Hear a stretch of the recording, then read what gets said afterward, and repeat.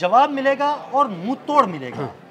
भारतीय धमकियों के बाद फील्ड मार्शल आसिम मुनीर ने दो टोक अल्फाज में वाज़ेह पैगाम भारत को दे दिया। आगे क्या होने वाला है, आमिर रज़ा मेरे साथ मौजूद हैं, उनसे बात करते हैं।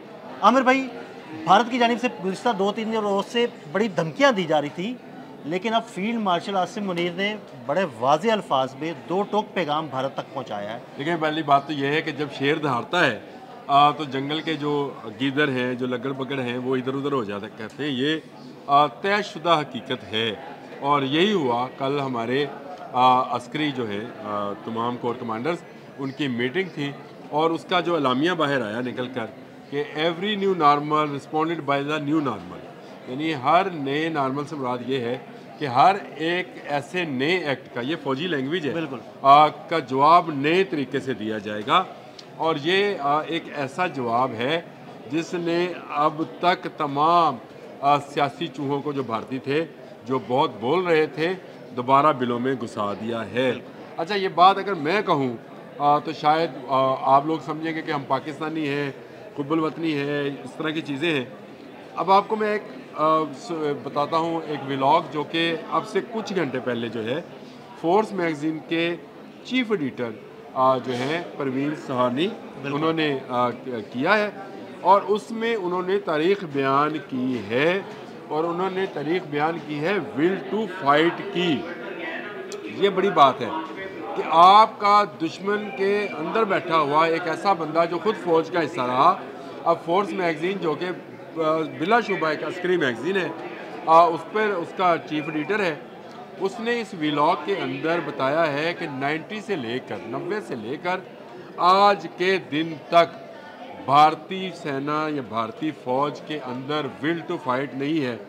और विल टू फाइट का तर्जमा भी उन्होंने खुद ही करके दिया कि जज्बा नहीं है। बिल्कुल, और जज्बे लड़ा करते हैं।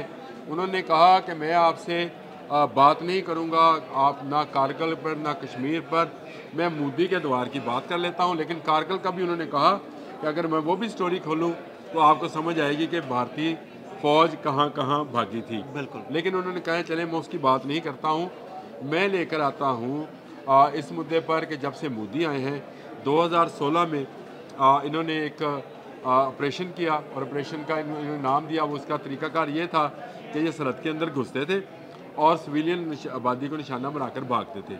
पाकिस्तान ने इस पर रिस्पॉन्ड किया और इंडियन आर्मी के ठिकानों को तबाह किया, तस्लीम किया इंडियन आर्मी ने और कहा कि हम इस पर कोई रिस्पॉन्ड नहीं करेंगे। 2019 आ गया, भारत ने एक ऐसा ऑपरेशन किया जिसमें यह कहा गया कि कश्मीर में हमने जो है हमला किया है दहशत गर्दों के ठिकानों पर।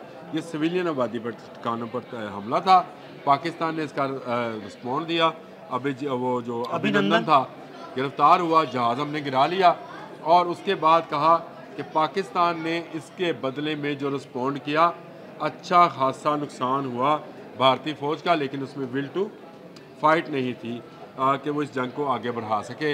इसके बाद मुख्तलिफ जरबों का उन्होंने जिक्र किया और फिर ऑपरेशन संदूर पर आ गए और ऑपरेशन संदूर के कहा कि इन्होंने हमला किया, पहलगाम का बहाना करके हमला किया और 9 पॉइंट्स पर इनका हमला हुआ।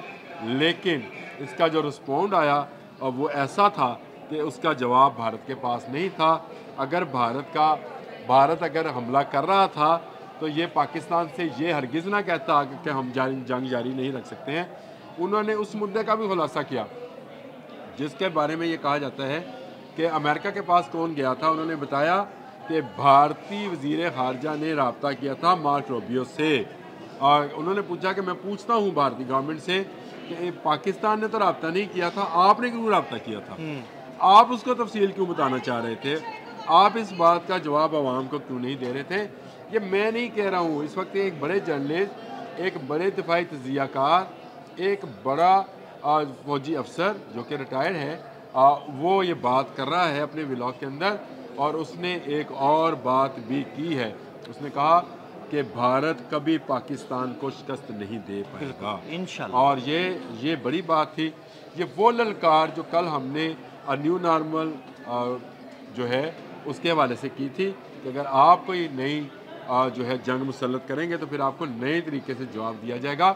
वो अब फतह 1 और फतह 2 से जवाब नहीं होगा, अब फतह 4 आएगा इंशाल्लाह। वो ऐसा जवाब होगा इंशाल्लाह ताला। वो मैं मज़ाइल आपको बताऊंगा, उसका नाम फतह 4 नहीं है, लेकिन आप अगले व्लॉग का इंतज़ार कीजिए, क्योंकि वो बताने वाला हूँ कि भारत का कोना कोना किस मज़ाइल के जद में है और उसका रिस्पॉन्ड हम देंगे।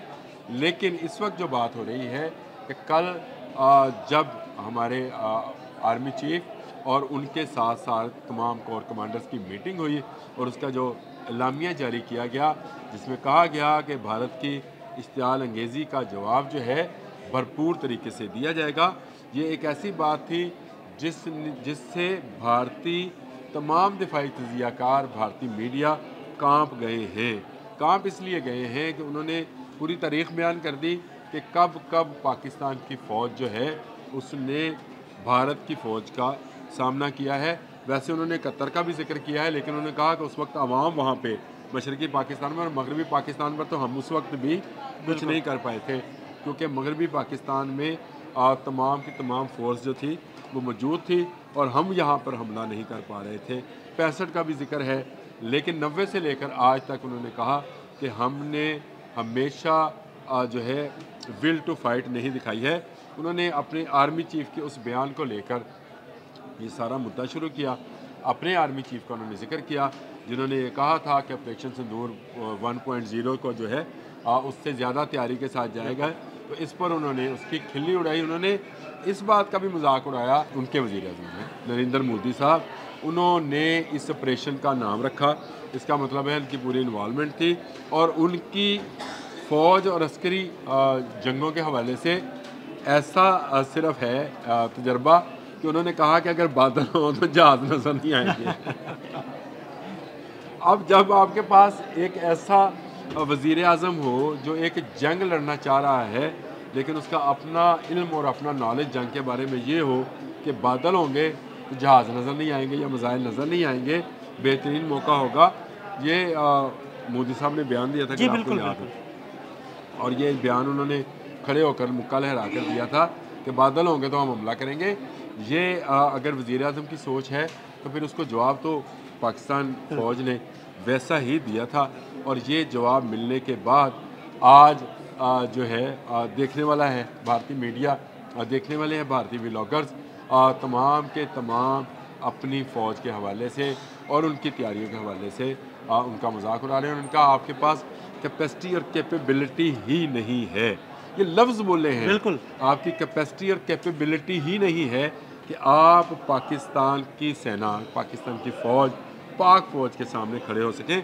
और आपका तारीख़ भी यही है कि आप कभी खड़े नहीं हुए हैं। आप हमेशा जो है 2 कदम पीछे हटते हैं। आप पहले इश्तियाल अंगेज़ी करते हैं और उसके बाद आप भाग जाते हैं जब पाकिस्तानी फ़ौज सामने आती है। ये मैं समझता हूँ कि कल का जो बयान है उसके बाद लंबे अरसे तक शायद भारतीय जो मीडिया है वो तो अपनी गवर्नमेंट को छोड़ने वाला नहीं है, और यकीनन ऐसा ही है, क्योंकि गिदर बबकियाँ थी, कभी सर क्रीक से लगाई जा रही थी, उनके वज़ीर दफ़ा लगा रहे थे, कभी उनके आर्मी चीफ लगा रहे थे, कभी उनके वज़ीर आज़म लगा रहे थे। तो ये तमाम गिदर बबकियों के मुकाबले में हाफिज़ आसम मुनीर की एक ललकार वही काफ़ी है कि हर नए नॉर्मल का जवाब नए नॉर्मल से यानी भरपूर तरीके से दिया जाएगा, वो काफ़ी है। और क्या क्या चीज़ें जो हैं हमारे पास हैं, भरपूर जवाब कैसे दिया जाएगा ये मैं अगले व्लॉग में आपको ज़रूर बताऊंगा। लेकिन इस वक्त तक तो इतना ही है कि एक ललकार ने तमाम गीदर बबकियों को इलाज कर दिया, मैं ये समझता। बिल्कुल, बहुत शुक्रिया आमिर भाई जी। बिल्कुल आमिर रज़ा ने बड़ी तफसील के साथ आपको आर्मी चीफ के इस बयान के बारे में बताया। अदील अहमद और आमिर रज़ा को इजाज़त दीजिएगा। अल्लाह हाफ़िज़।